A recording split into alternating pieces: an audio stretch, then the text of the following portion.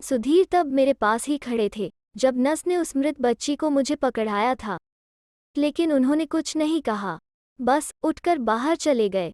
उनका सर्द, खामोशी भरा व्यवहार मुझे भीतर तक आहत कर गया था। हमने पहले ही सोच रखा था कि यदि बेटी हुई तो हम उसे खुशी कहकर पुकारेंगे। अब यदि वो मृत पैदा हुई तो इसमें मेरा क्या दोष था? तब मैं और मेरी मृत बेटी ही अस्पताल के उस कमरे में रह गए थे। मैं जी भर कर रोई और फिर एकाएक चुप होकर मृत बच्ची को सीने से लगा लिया। फिर उसके लिए पहले से खरीदी हुई सुंदर सफ़ेद झालर वाली फ्रॉक, छोटे मोजे व सुंदर टोपी पहनाकर उसे निहारा। तब ऐसा लगा कि अभी आंखें खोलकर मुझे देखने लगेगी। मेरे साथ इतनी दुखद घटना घट चुकी थी, पर सुधीर ने तो मुझसे एक शब्द भी नहीं बोला था। घर आने पर मैं अपने आप में खोई सी रहने लगी। खुशी का चेहरा मेरी आंखों से हटाए नहीं हटता था। शायद मुझे किसी सांत्वना देने वाले की, किसी सहारे की आवश्यकता थी, पर मेरे आसपास ऐसा कोई भी तो नहीं था। जब दिमाग कुछ सोचने समझने की स्थिति में आया तो लगा कि मेरे आसपास का सब कुछ बदल चुका है। सुधीर भी कार्यालय से बहुत देर से आते थे। मैंने पाया कि सुधीर मुझसे बहुत दूर जा चुके हैं। मेरी एक सहेली ने सुधीर को एक अन्य लड़की के साथ जीवन की खुशियां मनाते देखा था। जब मैंने सुधीर से पूछा तो बोले कि वे वाकई मुझसे ऊब चुके हैं। वे मुझसे तलाक लेना चाहते हैं। मैंने भी सोचा, जबरदस्ती तो किसी को अपनी संवेदनाओं व भावनाओं को समझने के लिए विवश नहीं किया जा सकता। तलाक के लिए मैंने हामी भर दी। तब मैंने उस शहर से बहुत दूर इस किराए के घर में शरण ली थी।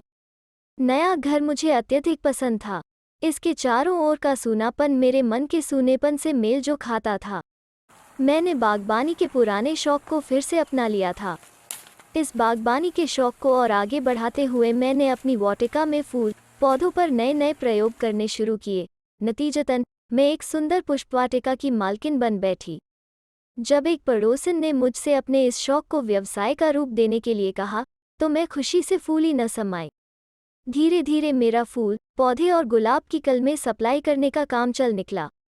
फूलों की एक बड़ी दुकान के मालिक रोहित का व्यवहार मेरे साथ बड़ा ही मित्रवत था। वे अविवाहित ही थे। एक दिन उन्होंने मुझसे कॉफ़ी पीने का आग्रह किया तो मैं इनकार न कर सकी। कॉफ़ी की चुस्कियों के साथ अपने चुटकुलों से उन्होंने मुझे बहुत हंसाया।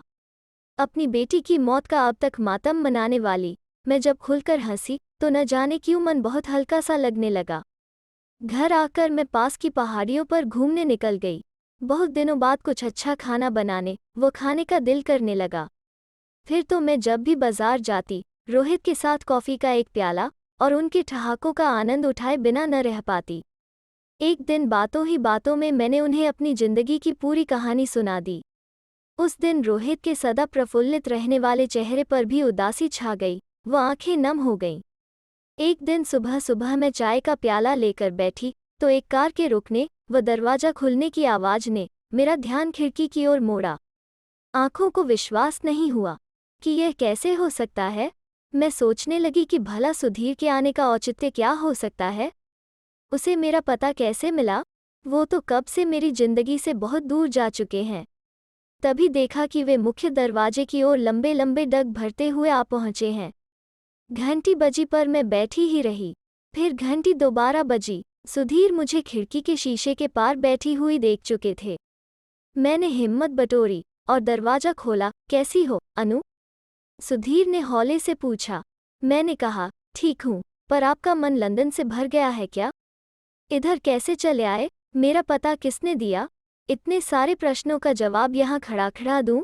अंदर आ जाओ, कहते हुए मैंने उस व्यक्ति को, जो कभी मेरा पति था, अंदर आने का रास्ता दिया। मेरे छोटे से घर को एक निगाह से देखकर सुधीर बोले, वाकई छोटी से छोटी जगह को भी संवारने में तुम्हारा कोई जवाब नहीं है। खैर, मैं अब इसी शहर में रहूंगा। मुझे यहाँ नौकरी मिल गई है। तुम्हारी बहन से मुलाकात हुई थी, उन्हीं से तुम्हारा पता मिला था। सुधीर ने पूछा, चाय नहीं पिलाओगी? मैंने बिना बोले चाय का प्याला सुधीर की ओर बढ़ा दिया। तभी उन्होंने कहा, चाय अभी भी अच्छी बनाती हो अनु। अरे हाँ, लंदन छोड़ने के पूर्व मैं खुशी की समाधि पर गया था। वहाँ ढेर सारे नन्हे नन्हे फूल खिले हुए थे।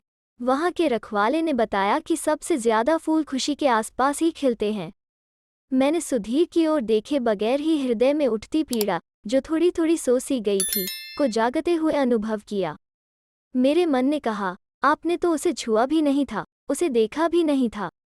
मैंने उसे सहलाया था, उसे कपड़े पहनाए थे, पर आपने तो कभी उसके बारे में मुझसे चंद शब्द भी नहीं बोले थे, चंद आंसू भी नहीं बहाए थे, उसे अपनी हथेलियों में थामा भी नहीं था।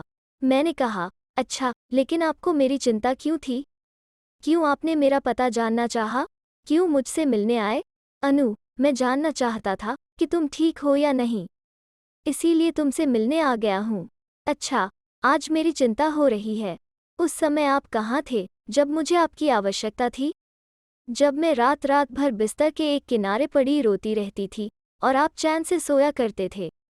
अब मुझे आपकी कोई आवश्यकता नहीं है, आप यहाँ से चले जाइए। सुधीर ने कहा, सच्ची बात तो यह है कि जब मुझे पता चला कि तुम यहाँ हो, तो मैंने यहाँ आने व नौकरी करने का फैसला कर लिया। ठीक है, लेकिन अब मुझे आपसे कोई लेना देना नहीं है। मेरा अपना छोटा सा व्यवसाय है। सुधीर ने चाय खत्म की और चुपचाप घर से बाहर निकल गए। उसी रात मैंने अपनी बहन को फ़ोन करके सुधीर के आने के बारे में बताया। उसने कहा कि तलाक के बाद सुधीर ने विवाह किसी से भी नहीं किया। दूसरे दिन जब मैं बाजार पहुंची, तो रोहित के साथ कॉफ़ी पीने के प्रस्ताव को मैंने ठुकरा दिया और शीघ्र ही घर चली आई। तभी फ़ोन की घंटी बजी और रोहित की आवाज़ ने मुझे चौंका दिया। हाय अनु, क्या हाल है? सुना है तुम्हारा तलाकशुदा पति इस शहर में आ गया है। क्या इसी कारण आज मेरे साथ कॉफ़ी नहीं पी? क्या फिर उस इंसान के पास वापस जाने का इरादा है? मैं तुमसे विवाह करना चाहता हूँ, मैंने क्रोध को दबाते हुए कहा। आज से पहले तो कभी भी विवाह का ख्याल आपके मन में नहीं आया। आज जब सुधीर इस शहर में आ गए हैं, तो आप मुझसे विवाह करना चाहते हैं। आखिर आप मुझे समझते क्या हैं? कहते हुए मैंने रिसीवर पटक दिया। सुबह सोकर उठी तो मन विचारों की आंधी से भरा हुआ था। क्या हम पति पत्नी अपनी बिछड़ी हुई बेटी के बारे में कभी खुलकर बातें नहीं कर सकते थे? क्या मैंने इसके लिए अपनी ओर से कोई चेष्टा की थी? क्या मैं स्वयं ही अंतर्मुखी नहीं हो गई थी? क्या मैंने ही कुछ खोया था, सुधीर ने नहीं? क्या मैंने कभी जानने की चेष्टा की थी कि सुधीर पर उसका क्या प्रभाव पड़ा है? पता नहीं मन में क्या आया कि मैं जल्दी से तैयार होकर सुधीर के कार्यालय पहुंचने को व्याकुल हो उठी। उन्होंने अपना कार्ड मुझे दिया था। सुधीर की पसंद की नीली साड़ी पहनकर मैं घर से बाहर जाना ही चाहती थी कि याद आया, आज रविवार है। तभी घंटी बजी। मैंने धीरे से बड़ी सावधानी से बाहर दृष्टि डाली तो सुधीर की लाल रंग की कार नजर आई। मैंने तेज गति से अपने कदम दरवाजे की ओर बढ़ाए। मैंने दरवाजा खोला तो देखा सुधीर फूलों का एक बहुत सुंदर गुलदस्ता लिए हुए सहमे सहमे से खड़े हैं। उन्होंने मुझे नीली साड़ी में देखा तो देखते ही रह गए। वह हड़बड़ा कर बोले, अनु, क्षमा कर देना, मुझसे आज रहा नहीं गया। मानो ऐसा लगा कि जैसे तुम मुझे आवाज दे रही हो। मैंने सुधीर का हाथ पकड़ा और उन्हें अंदर ले आई। जब बैठ गए तो मैंने कहा, सुधीर, मुझे क्षमा कर दो। बेटी के गम में बहुत ही दुखी व स्वार्थी हो गई थी मैं। शायद उस दौरान मैंने तुम्हारी काफ़ी उपेक्षा भी की हो, पर एक बात पूछना चाहती हूँ कि तुम उस समय इतने पराये से क्यों हो गए थे? अनु, खुशी मेरी भी बेटी थी, पर उसका मृत चेहरा देखने का साहस मेरे भीतर नहीं था। इसीलिए उन दिनों मैं स्वयं भी अंतर्द्वंद्व से घिरा हुआ था। घर पर आता था तो तुम खोई खोई सी रहती थी। बेटी तो खो ही गई थी, मेरी तो पत्नी भी मुझसे दूर चली गई थी। पर जब तुम मुझसे दूर चली आई, तो सच मानो मैं खुशी से मिलने हर रविवार को जाता था। उसने जैसे मुझे संदेशा दिया, पिताजी, मेरी माँ से मिलो और जाकर कहो कि मैं फिर उनके पास उसी रूप में आऊंगी। इस बार मैं उनसे दूर नहीं जाऊंगी। यह सुनकर मैं फूट फूट कर रोने लगी। पर इस बार मैं अकेली नहीं रो रही थी, मेरे पति भी रो रहे थे। पहली बार हमने साथ साथ आंसू बहाए थे। थोड़ी देर बाद सुधीर ने पूछा, अब बताओ अनु, क्या चाहती हो? मैं तुमसे मिलने फिर आ सकता हूँ?